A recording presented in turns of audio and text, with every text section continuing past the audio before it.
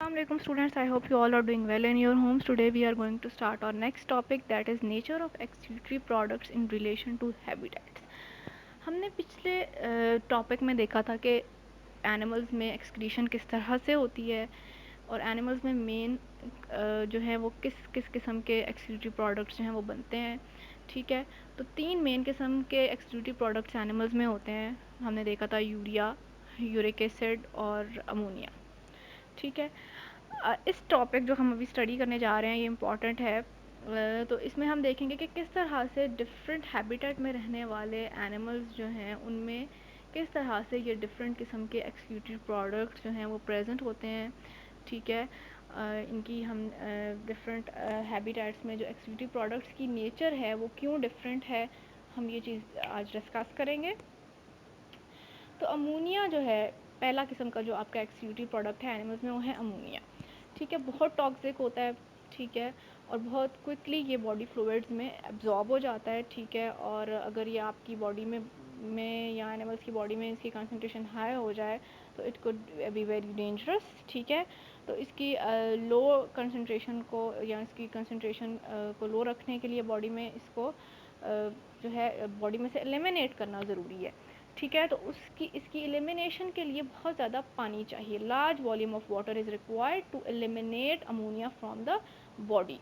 ठीक है, तो ऐसे ऑर्गेनिजम्स, ऐसे लिविंग एनिमल्स जिनके अंदर अमोनिया एक्सक्रीटरी प्रोडक्ट है उनको बहुत ज़्यादा पानी की ज़रूरत है to eliminate it from their body. तो ऐसा किन एनिमल्स में पॉसिबल हो सकता है जो कि हाइपोटोनिक इन्वायरमेंट में रह रहे हों। ठीक है, जो कि ऐसे इन्वायरमेंट में रह रहे हों जहाँ वाटर की एक्सेस हो।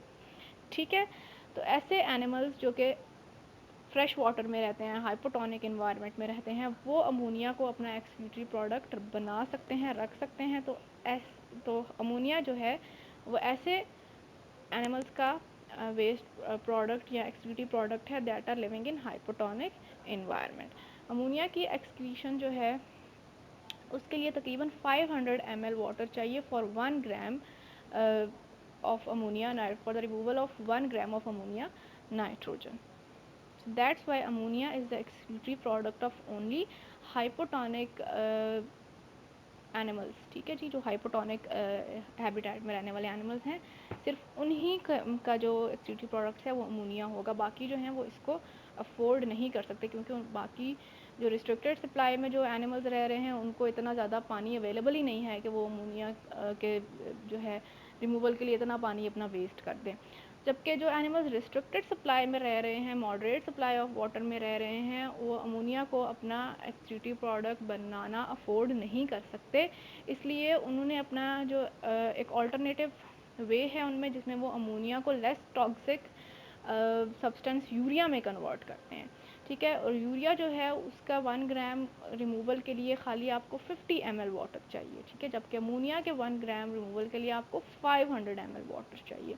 तो यहाँ जहाँ जिस हैबिटेट में वाटर की मॉडरेट अवेलेबिलिटी है, रिस्ट्रिक्टेड सप्लाई है वाटर की, वहाँ पे एनिमल्स में एक स्पेशल मैकेनिज़्म है जिसको हम यूरिया साइकिल कहते हैं, जिसके थ्रू अमोनिया जो है it is converted into less toxic substance urea.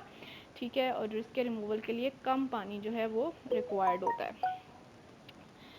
तो ऐसे एनिमल्स जो हैं जो कि रिस्ट्रिक्टेड सप्लाई ऑफ वाटर में रह रहे हैं जैसे टेरेस्ट्रियल मैमल्स वगैरह हैं, तो उनमें एक्सक्रीटरी प्रोडक्ट जो है वो यूरिया होता है। ठीक है जी, यूरिया साइकिल जो है वो हम अगले आपका नेक्स्ट जो टॉपिक्स आएंगे उनमें हम डिस्कस कर लेंगे। ठीक है, तो अभी हम देखेंगे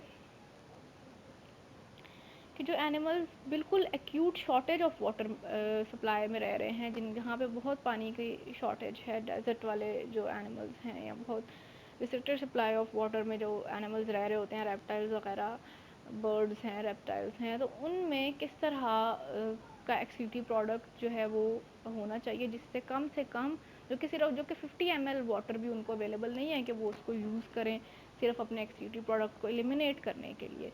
तो ऐसे जो एनिमल्स हैं उनके अंदर एक और किस्म का एक्सक्रीटरी प्रोडक्ट होता है दैट इज़ यूरिक एसिड। और यूरिक एसिड की रिमूवल के लिए सिर्फ 1 ग्राम ऑफ यूरिक एसिड के रिमूवल के लिए सिर्फ 1 ml वाटर जो है वो रिक्वायर्ड होता है। इसलिए ये जो यूरिक एसिड है अक्सर रेप्टाइल्स में और बर्ड्स में एक्सक्रीटरी प्रोडक्ट है, ठीक है। और एनिमल्स को इनके एक्सक्रीटरी प्रोडक्ट की बेसिस पे डिफरेंट कैटेगरीज में 3 कैटेगरीज में डिवाइड किया गया है। एंड ऐसे एनिमल्स जिनका एक्सक्रीटरी प्रोडक्ट अमोनिया है उनको हम अमोनोटैलिक कहते हैं, जिनका एक्सक्रीटरी प्रोडक्ट यूरिया है उनको यूरियोटैलिक, एंड जिनका excretory product uricotelic uric acid है ऐसे एनिमल्स को हम यूरिकोटैलिक कहते हैं, ठीक है जी। Ureotely that is the elimination of urea, and uricotely that is the elimination of uric acid as excretory product, ठीक है जी। तो ये जो दोनों यूरियोटैली और यूरिकोटैली है, these are the evolutionary adaptations, ठीक है जी। तो ये ऐसे एनिमल्स जो कि कम सप्लाई ऑफ वाटर में रहते थे, रिस्ट्रिक्टेड सप्लाई ऑफ वाटर में रहते थे, उनके अंदर यूरियोटैली और यूरिकोटैली जो है वो इवॉल्व हुई है, ये एडेप्टेशन इवॉल्व हुई है उनके अंदर, ठीक है, जो कि उन्हें उनके हैबिटेट में रहने के काबिल बना रही है।